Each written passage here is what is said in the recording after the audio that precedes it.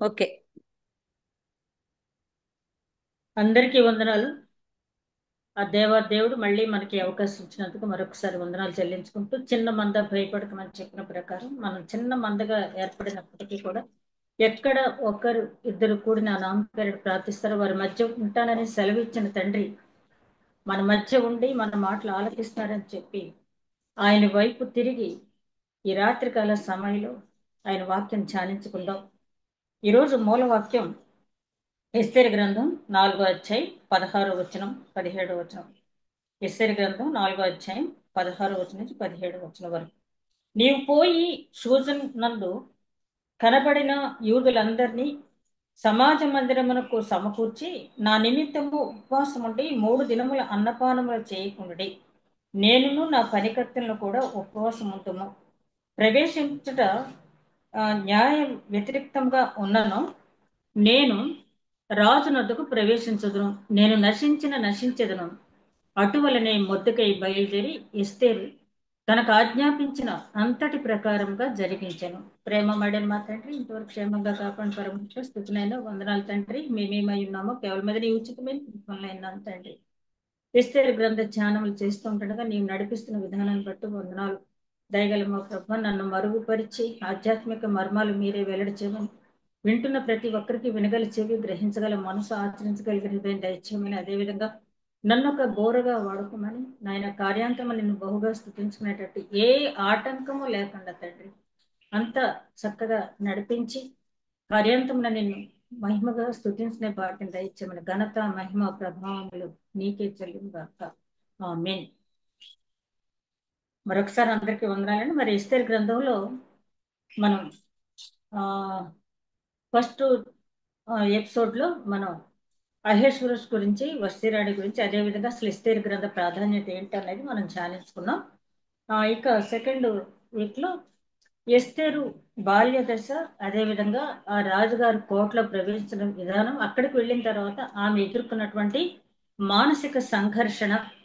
మరి రాజుగారి కోటలోకి వెళ్ళిందనే మాటే కానీ ఆమె చాలా ఒక విపత్కరమైన పరిస్థితి ఎదుర్కోవాల్సి వచ్చింది. మొద్దుకై ఆమెతో చెప్పిన మాట ఏంటంటే, నీ జాతిని ఎట్టి పరిస్థితిలో నువ్వు తెలియచేయవద్దని చెప్పినప్పుడు ఆమె రాజుగారి కోటలో ఉంది. ఒకవేళ అప్పటికి ఇంకా సెలెక్ట్ అవ్వలేదు రాణిగా.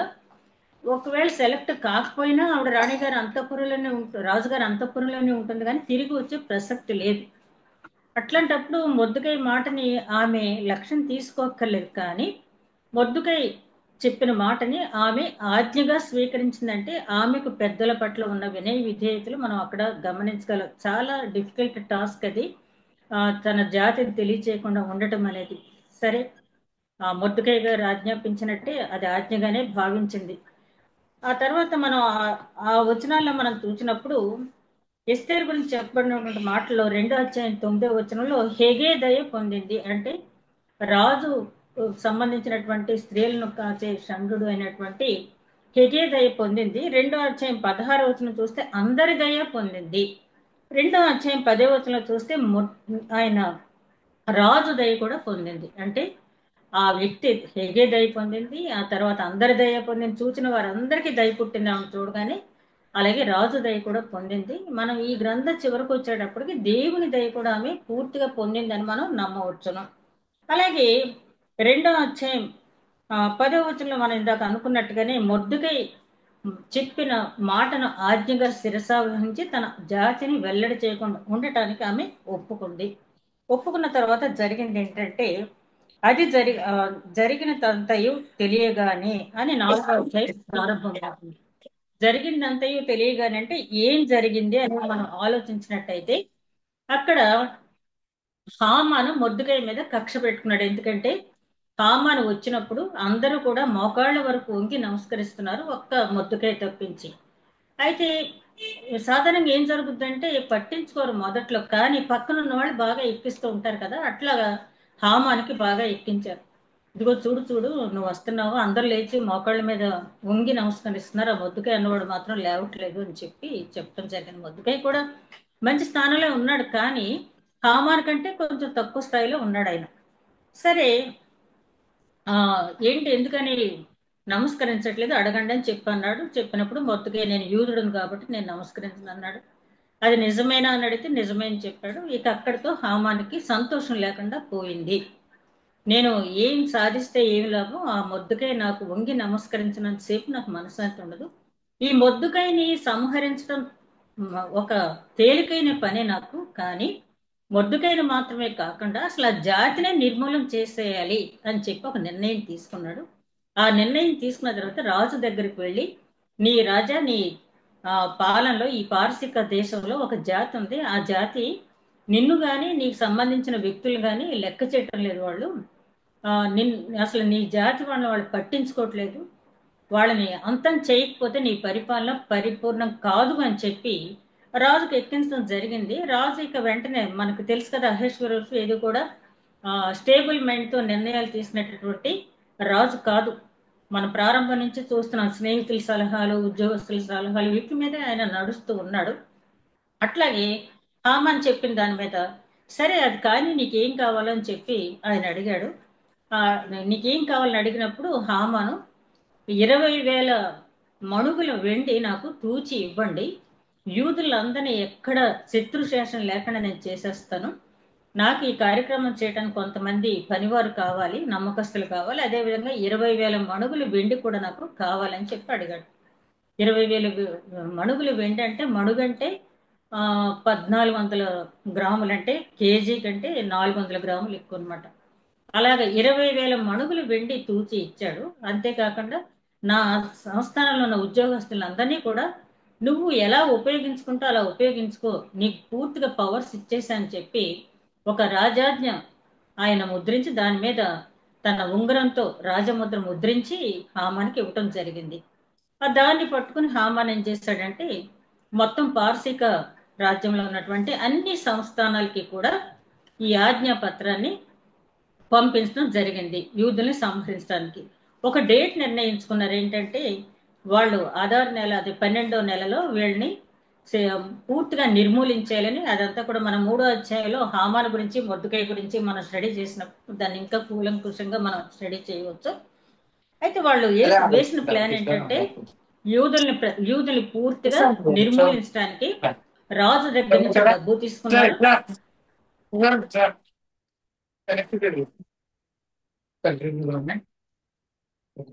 రాజు దగ్గర నుంచి డబ్బు తీసుకున్నారు. ఆ తర్వాత రాజు దగ్గర నుంచి పర్మిషన్ తీసుకున్నారు. రాజు దగ్గర నుంచి కావాల్సినటువంటి వ్యక్తులను కూడా వాళ్ళు తీసుకోవటం అనేది జరిగింది.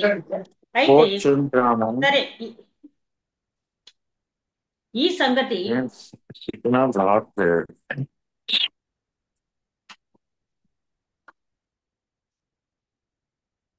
సంగతి తెలిసిన తర్వాత మొద్దుకై అక్కడికి వచ్చి, అంటే ఏ సంస్థానానికి ఈ ఆజ్ఞ వెళ్ళిందో ఆ సంస్థానంలో వాళ్ళు గోనెపట్ట కట్టుకుని దుఃఖిస్తూ రోధిస్తూ ఉపవాసాలు చేయటం అనేది ప్రారంభించారు. మొద్దుకై కూడా వచ్చి ఏం చేశాడంటే రాజు గుమ్మం దగ్గర ముందు వచ్చి గోనెపట్ట కట్టుకుని బూడిద వేసుకుని అక్కడి నుంచి ఆ రాజు గుమ్మం దగ్గర నుంచి ఆ సెంటర్ ప్లేస్కి వెళ్ళి అక్కడ బాగా రోధించి మళ్ళీ వచ్చి రాజు గుమ్మం దగ్గరకు వచ్చి ఆ గోనెపట్ట కట్టుకుని విలపిస్తూ ఉన్నాడు. రాజాజ్ఞ ఏంటంటే గోనెపట్ట కట్టుకున్న వాళ్ళు ఎవరు కూడా, అంటే యూదుల ధర్మశాస్త్రంలో ఉంది, పార్శిక రాజులు కూడా అది అనుసరిస్తారు. గోనెపట్ట కట్టుకున్న వాడు ఎవరు కూడా రాజగుమ్మం దగ్గర కూర్చోకూడదు. ఈ సంగతి తెలిసి కూడా మొద్దుకాయలాగా కూర్చున్నారు. ఇక 4వ వచనం నుంచి మనం గమనించినట్టయితే ఎస్తేరు యొక్క పనికత్తెలు ఆమె దగ్గర ఉన్న షండులను వచ్చి జరిగినది ఆమెకు తెలియచేయగా రాణి గొప్ప మనోవిచారం కలదై మొద్దుకై కట్టుకుని ఉన్న గోనె పట్టను తీసివేయమని ఆజ్ఞ ఇచ్చి కట్టించుకొనుటకై అతని యొద్దకు వస్త్రములు పంపెను, కానీ అతడు వాటిని తీసుకొనలేదు. ఈ మొద్దుకై అక్కడ కూర్చోవటం అంతా కూడా గమనించింది ఎస్తేరు.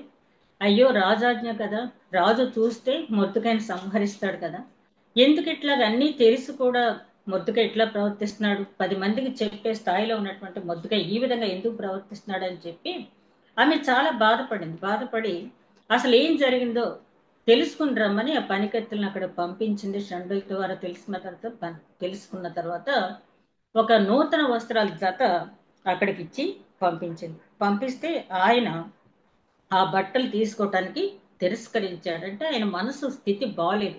ఇది చదువుతున్నప్పుడు నాకు ఒక సంఘటన గుర్తొచ్చింది. ఏంటంటే రాజుల 2వ గ్రంథం 5వ అధ్యాయం 26వ వచనంలో ఆ ఎలీషా దగ్గర ఉన్నటువంటి గేహాజీ అనే అసిస్టెంట్ ఆ సిరియా దేశపు సైన్యాధిపతి నయమాను తిరిగి వెళ్ళిపోతా ఉంటే, ఎలీషా నాకు ఏ రకమైనటువంటి బహుమతులు వద్దు అంటే గేహాజీ వెంట పరిగెత్తుకు వెళ్ళి తెచ్చుకుంటాడు. అప్పుడు ఎలీషా అంటాడు, ద్రాక్ష తోటలు ఒలివ తోటలు సంపాదించుకోవటానికి, ద్రవ్యము వస్త్రములు సంపాదించుకోవటానికి ఇది సమయమా? గొర్రెలు మేకలు ఎడ్లు దాసీలను సంపాదించుకోవటానికి ఇది సమయమా అంటే అట్లాంటి సమయంలో ఎట్లా ఉండాలి అనేది కొంతమందికి తెలియదు.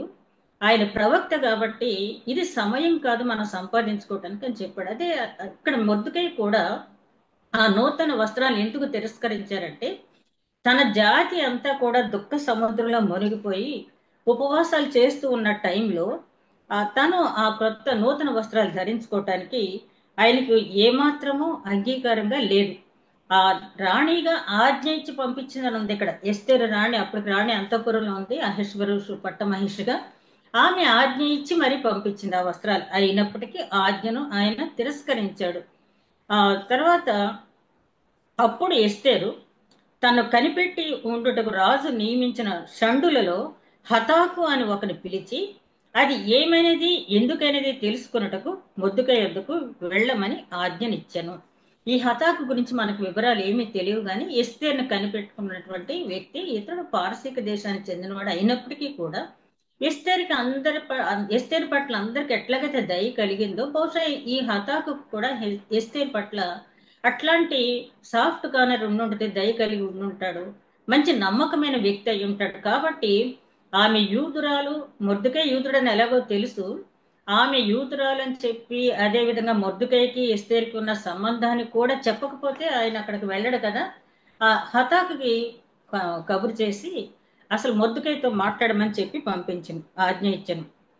హతాకు రాజు గుమ్మము ఎదుటనున్న పట్టణపు వీధిలో నుండి మొర్దుకై వద్దకు రాగా, మొర్దుకై తనకు సంభవించినదంతయు యూదులను నాశనము చేయుటకు గాను హామాను వారిని బట్టి రాజు ఖజానా తూచి ఇచ్చినదని చెప్పిన సొమ్ము మొత్తము ఎంత అనియు అతనికి తెలిపి, వారిని సంహరించుటకై షూజన్లో ఇయ్యబడిన ఆజ్ఞాప్రతిని ఎస్తేరుకు చూపి తెలుపుమని ఆమెకు ఆమె తన జనుల విషయమై రాజును వేడుకొని అతని సమ్ముఖమందు విన్నపము చేయుటకై అతని యొద్దకు పోవలనని చెప్పుమనియు దాన్ని అతనికి ఇచ్చాను. ఈ హతాకు వెళ్ళాడు.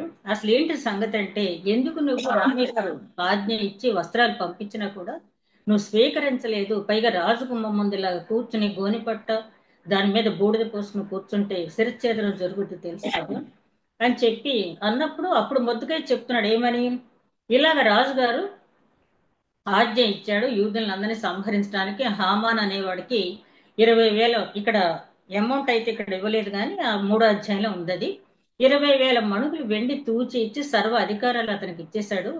ఈ యూదులు ఎక్కడుంటే అక్కడ వాళ్ళంతా కూడా ఉపవాసాలు చేస్తూ గోల పెడుతూ ఉన్నారు, ఇది సంగతి. కాబట్టి నువ్వు రాణికి చెప్పవలసింది ఏంటంటే, రాజు దగ్గరికి వెళ్ళి తన జనుల కోసం రాజు దగ్గర మనవి చేయమని హతాకుతో చెప్పి పంపించడం జరిగింది. హతాకు వచ్చి మొద్దుకై యొక్క మాటలను ఎస్తేరుతో చెప్పాను.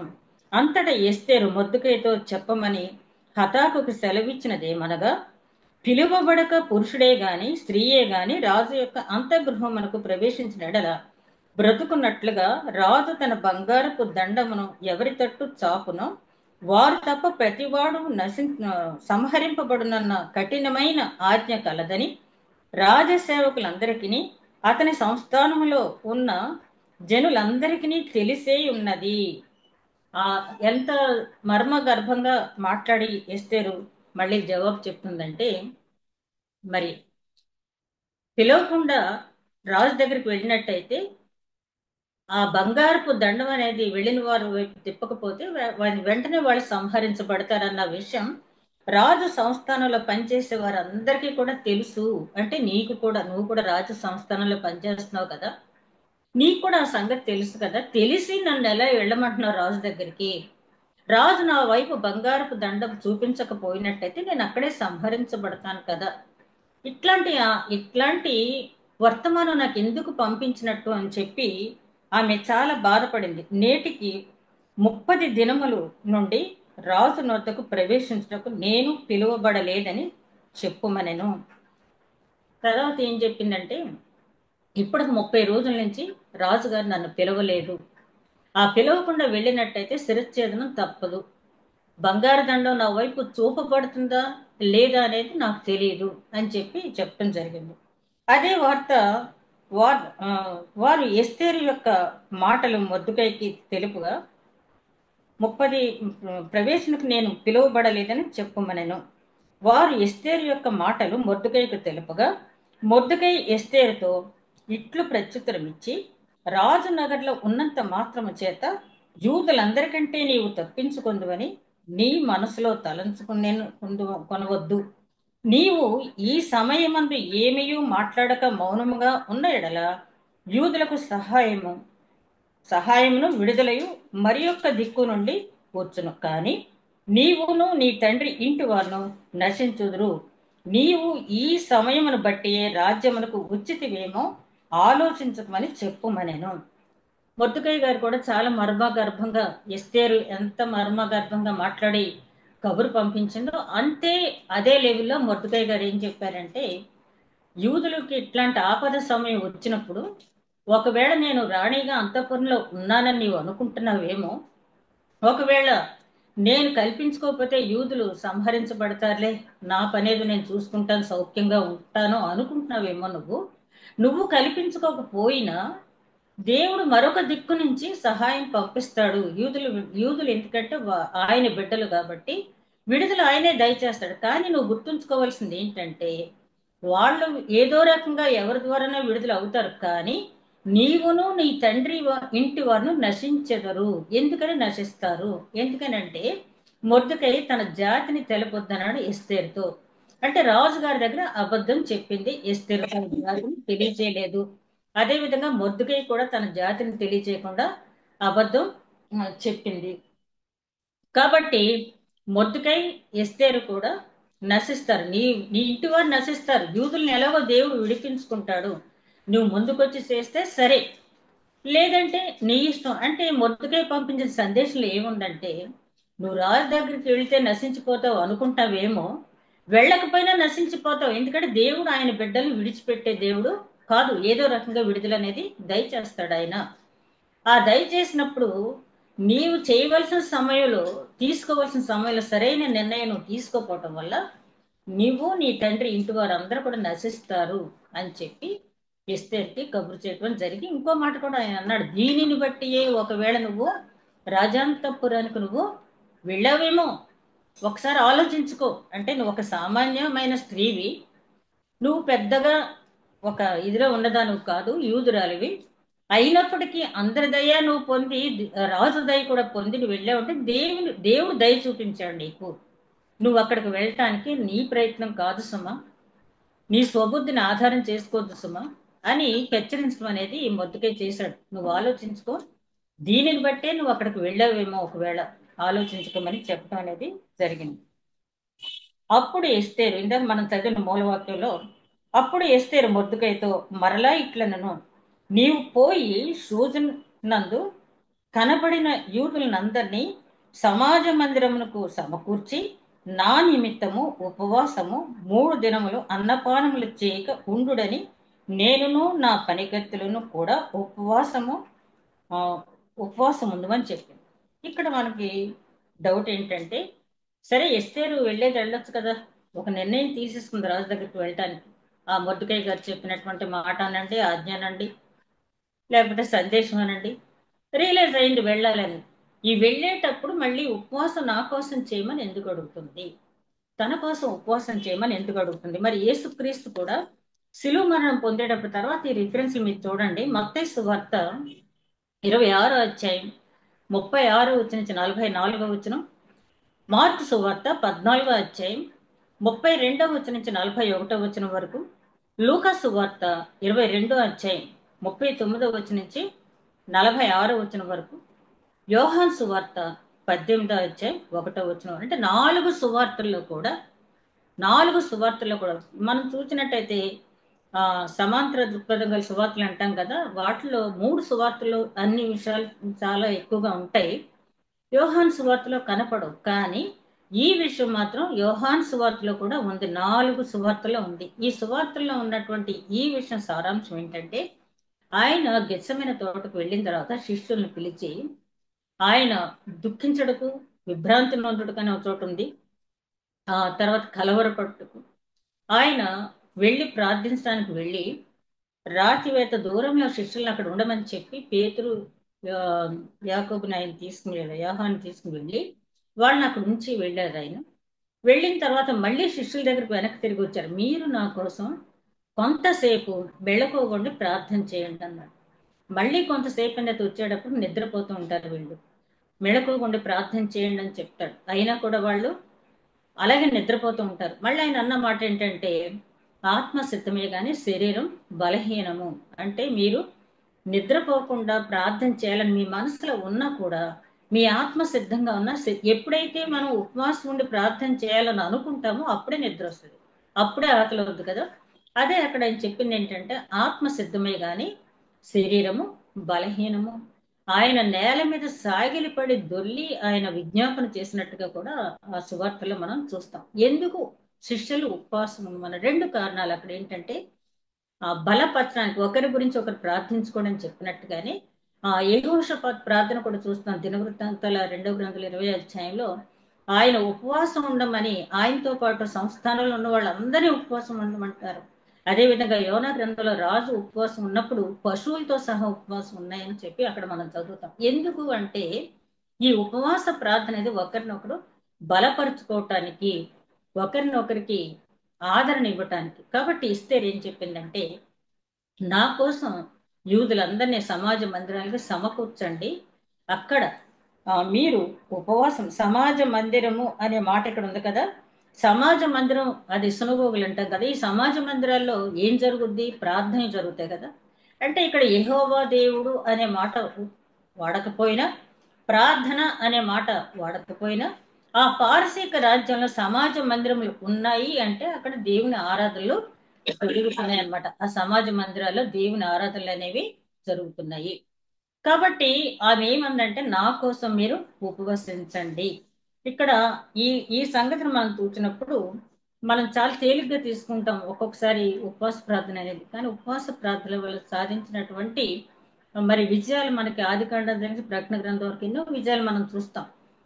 అందుకే కాబట్టి ఎస్తేర్ ఏమందంటే, ఉపవాసం ఉండండి నా కోసం అని చెప్పింది అంటే ఇప్పుడు ధర్మశాస్త్రం అంతా కూడా తెలుసు తెలుసు కాబట్టి, ఆ ఉపవాసంలో ఉన్న విశిష్టత ఆవిడ తెలుసు కాబట్టి, నా కోసం ఉపవసించి మీరు నా కోసం ప్రార్థన అనే మాట అయితే ఇక్కడ వాడలేదు. కానీ ఆయన చెప్పింది ఏంటంటే, అన్నపానములు చేయకుండా నేనును నా పనికత్తులను కూడా ఉపవాసం చేస్తామని చెప్పి, అంటే ఇక్కడ ఎస్తేరు తీసుకున్న నిర్ణయం ఏంటంటే, అసలు ముందు తను బ్రతికుంటేనే కదా రాజుగారి దగ్గర విన్నపం చేసేది. అంటే తను వెళ్ళి రాజుగారి సముఖానికి వెళ్ళినప్పుడు రాజు తన వైపు బంగారు కొన తిప్పటానికి కావలసినటువంటి శక్తి దేవుడు అనుగ్రహించాలంటే ఈ ఉపవాస ప్రార్థనలు ఇంపైన నైవేద్యంగా మనం చూస్తాం కదా ప్రకటన గ్రంథంలో, భక్తుల ప్రార్థనలు అందులో ఉన్నాయని చెప్పి ఒక గిన్నెలో. అలాగా ఆ ఉపవాస ప్రార్థన చేయమని ఆమె కోరటం అనేది జరిగింది. తర్వాత అన్న మాట ఏంటంటే, ఆవిడంటే ప్రవేశించడం న్యాయ వ్యతిరిక్తముగా ఉన్నను నేను రాజునొద్దకు ప్రవేశించుదును. ఒక స్ట్రాంగ్ డెసిషన్ తీసుకోండి. అసలు ఎస్తేరు జీవితం ప్రారంభంలో చూస్తే ఆమె చాలా సామాన్యమైనటువంటి, ఒక రకంగా చెప్పాలి టీనేజ్ గర్ల్ ఆవిడ ఆ టైం. అట్లాంటి ఆవిడ ఏ మాత్రము కూడా ఆటుపోట్లు అనేవి తెలియనటువంటి ఒక టీనేజ్ గర్ల్ చెప్పాలంటే. ఆమె చివరికి ఏమంది? నేను నశించుతాను, రాజునొద్దకు ప్రవేశించుదును, నేను నశించదను. ఇది నాయకత్వం లక్షణం. చూడండి, మోషే అంటాడు నిర్గమకాండం 32వ అధ్యాయం 32వ వచనంలో, ఒకనొక సమయంలో దేవుడికి కోపం వచ్చి వీళ్ళందరినీ నేను సంహరించేస్తాను అన్నప్పుడు మోషే అంటాడు, అయ్యా వాళ్ళ సంహరించొద్దు, వాళ్ళ మీద కోపం నీకు ఉన్నట్టయితే జీవ గ్రంథం నుంచి నా పేరు తీసేయి. అంటే తన నాయకత్వంలో తన నడిపించినటువంటి జనులు నష్టపోవటానికి నాయకుడు ఒప్పుకోడు. తన జీవ గ్రంథం నుంచి తన పేరైనా తీసేయమని చెప్పి అంటున్నాడు. అప్పుడు దేవుడు ఎవరి పేరు ఉంచాలో ఎవరు తీసేయాలో నేను చూస్తానని చెప్పి ఆయన అంటాడు.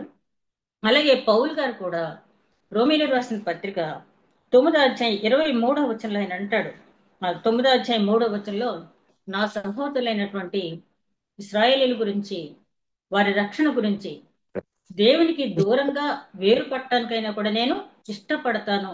వారు నిత్య జీవంలో ప్రవేశించడానికి నేను దేవునికి వేరుగా ఉండటానికైనా కూడా నేను ఇష్టపడతాను. అంటే నా యొక్క లక్షణం అది.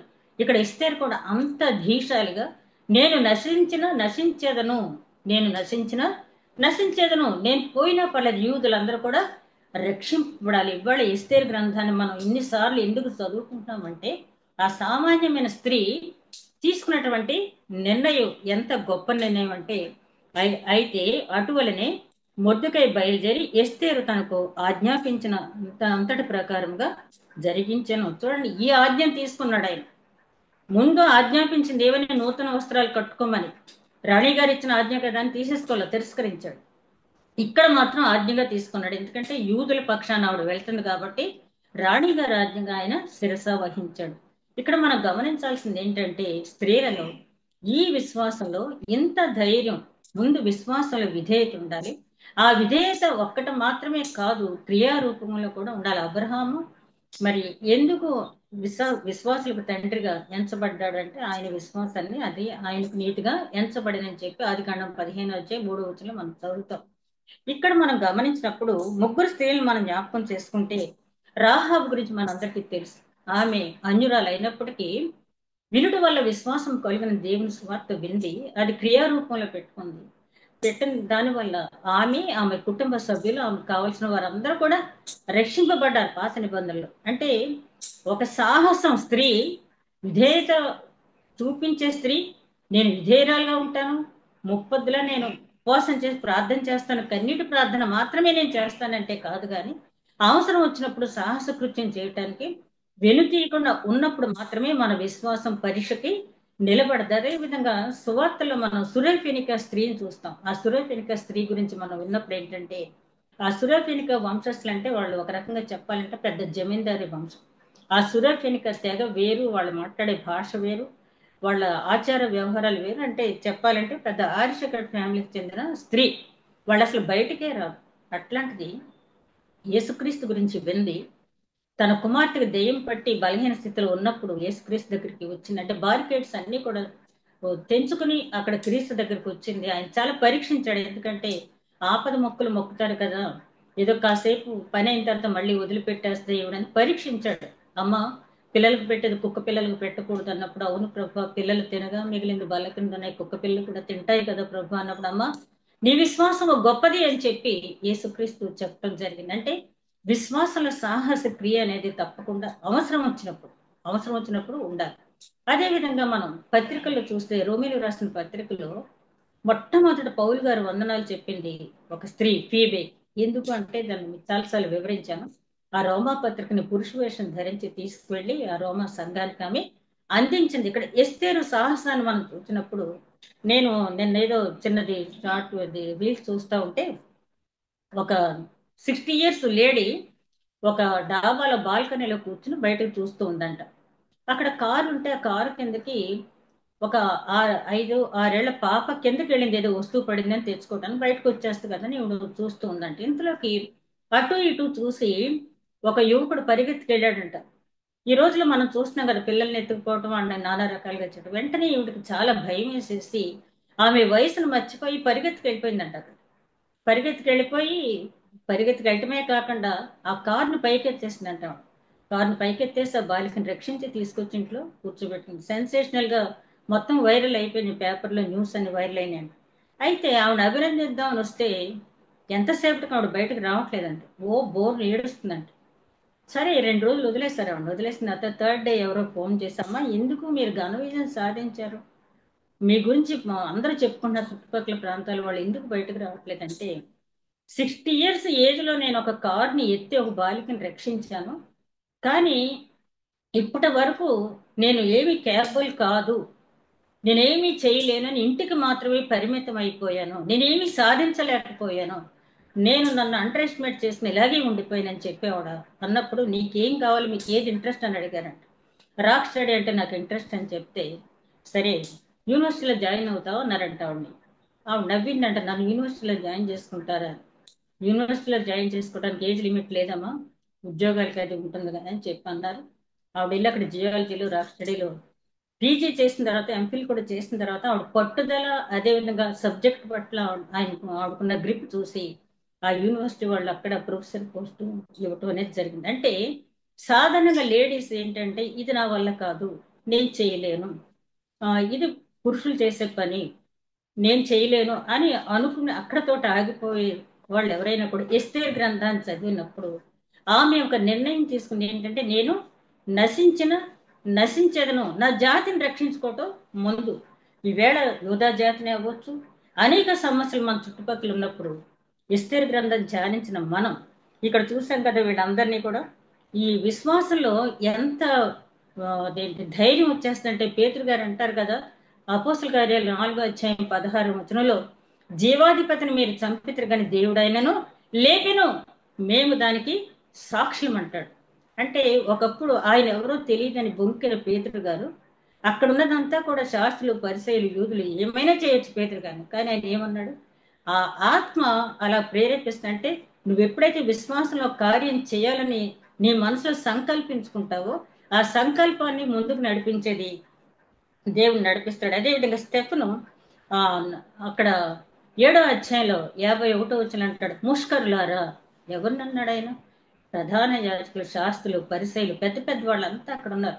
వాళ్ళని ఏమంటున్నాడు, చెప్పి చెప్పి చెప్పి మొత్తం అబ్రహాం దగ్గర నుంచి ఆ రోజు వరకు జరిగిన మొత్తం సంఘటనలని చెప్పి, ముష్కరులారా, మీ హృదయమును మీ చెవుల వాక్యమునకు వినటానికి మీరు అప్పగించినటువంటి అవివేకులారా, ముష్కర్లారా అని చెప్పి ఎంత ధైర్యం స్టెఫనుకి. కానీ ఎక్కడి నుంచి వచ్చింది ఆ ధైర్యం అంటే, ఆయన క్రిందున్న భూమిని చూడలేదు, పైన పరలోకాన్ని చూశాడు కాబట్టి అంత ధైర్యంగా ఆయన చెప్పగలిగాడు. అదేవిధంగా పౌలు గారు కూడా అంటాడు, మేము పడుతున్న చులకని శ్రమ, తులకని శ్రమ కాదు, చాలా శ్రమ పడ్డాడు, కానీ పొందబోయే పరలోకం. అలాగే ఎస్తేరు కూడా ఆ జాతిని రక్షించుకుని ఆమె ఏమి సాధించాలనుకుంటుందో దానికి ఆవిడ మనసులో ఉంది కాబట్టి ఆమె ఆ రకమైనటువంటి నిర్ణయం తీసుకోగలిగింది. ఎస్తేరు గ్రంథం ధ్యానించిన మనం, ఎస్తేరు గ్రంథంలో ఇప్పుడు మనం ధ్యానించినటువంటి ఈ 4వ అధ్యాయంలో ఆవిడ చాలా మనోవిచారంతో ఉంది అని చదివాం ముందు. ఆ మనోవిచారంతో అలాగే ఉంటే డిప్రెషన్లోకి వెళ్ళిపోతారు. అలా డిప్రెషన్లోకి వెళ్లకుండా ఆమె మళ్ళీ వామ్ చేసుకుని నేను సాధించాల్సింది ఉంది అని చెప్పి ఆ సాధించే సంకల్పం ఎప్పుడైతే ఆవిడ మనసులోకి వచ్చిందో ఆవిడ సాధించడానికి దేవుడు ముందుకి నడిపిస్తాడు. అసలు మనకు మనసులో ఆలోచనే మన నిర్ణయాలే మన జీవితాన్ని డిసైడ్ చేస్తాయని అంటారు కదా, అలాగా ఆ నిర్ణయం తీసుకున్న నిర్ణయం సరైంది కాబట్టి దేవుడు నడిపించాడు. ఇక్కడ మనుషుల దయ కాదు, దేవుని దయ కూడా పొందింది. ఆ తర్వాత అధ్యాయులు చూస్తాం మనం, ఆవిడే చాలా విజ్ఞాపనలు చేసింది రాజు దగ్గర. ఆ విజ్ఞాపనలన్నీ కూడా ఒక వీక్ మళ్ళీ మనం ధ్యానిద్దాం. ఎస్తేరు గ్రంథాన్ని ధ్యానించిన మనం ఆమె ఉపవాస ప్రార్థనతో సాధించినటువంటి విజయాన్ని మనసులో పెట్టుకుందాం. మనకి ఎస్తేరుకు వచ్చిన సమస్య లాంటిది కాకపోవచ్చు, ఇంకా ఏదో సమస్య రావచ్చు, రాకడ సమీపంగా ఉంది. మరి ఎన్నో రకాలైనటువంటి సమస్యలతో మన చుట్టూ ఉన్న జనం ఉన్నారు.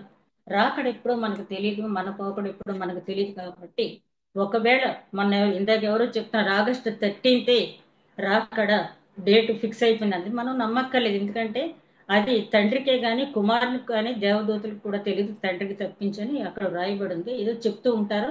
ఏదేమైనా సూచనలు మనం చూసినప్పుడు రాకడ చాలా సమీపంగా ఉందని మనం గుర్తెరిగినప్పుడు మెళకువగా ఉండి ప్రార్థన చేయండి అని తెస్సలోనికే రాసిన పత్రికలో పౌలు గారు చెప్పినట్టు ఆత్మను ఆర్పకుడని హెచ్చరించినట్టుగా మన ఆత్మ అనే దీపం ఎప్పుడు వెలుగుతూ ఉండాలి. ప్రార్థిద్దాం, ఉపవాసాలు చేద్దాం. అదేవిధంగా సమస్య సాధన, ఎంత సమస్య అయినా దేవునికి యెహోవాకి అసాధ్యమైనది ఏదైనా ఉందా అని చెప్పి ఆదికాండంలో నేను చెప్పడం జరిగింది. కాబట్టి ఆయనకు అసాధ్యమైనది లేదు. అడిగి తీసుకోవటంలోనే మనం వెనుకంజ వేస్తున్నామేమో. అట్లా వెనుకంజ వేయకుండా ఒక నిర్ణయం, ఒక స్ట్రాంగ్ డెసిషన్, నేను నశించదని ఎప్పుడైతే తీసుకుందో, అమ్మ నువ్వు నశించొద్దు, నిన్ను చేయాలనుకున్న వాళ్ళని నేను నశింపచేస్తాను అని దేవుడు ఆవిడకి విజయ్ ఎట్లా ఇచ్చాడనేది మనం నెక్స్ట్ ఎపిసోడ్ లో చూద్దాం. ఎస్తేర్ జీవితాన్ని ధ్యానించిన మనం మన జీవితాల్లో కూడా ఇంప్లిమెంట్ చేసుకోవడానికి దేవుడు అట్టి నడిపింపు మనకి అనుగ్రహించిన గాక. దయగలమో ధ్యానించిన వాక్యం నూరంతలుగా ఫలించే భాగ్యం దయచి మా ప్రభువును నీ ప్రియ కుమారుడైన యేసుక్రీస్తు ద్వారా వేడుకొంచున్నాం తండ్రి. ఆమేన్.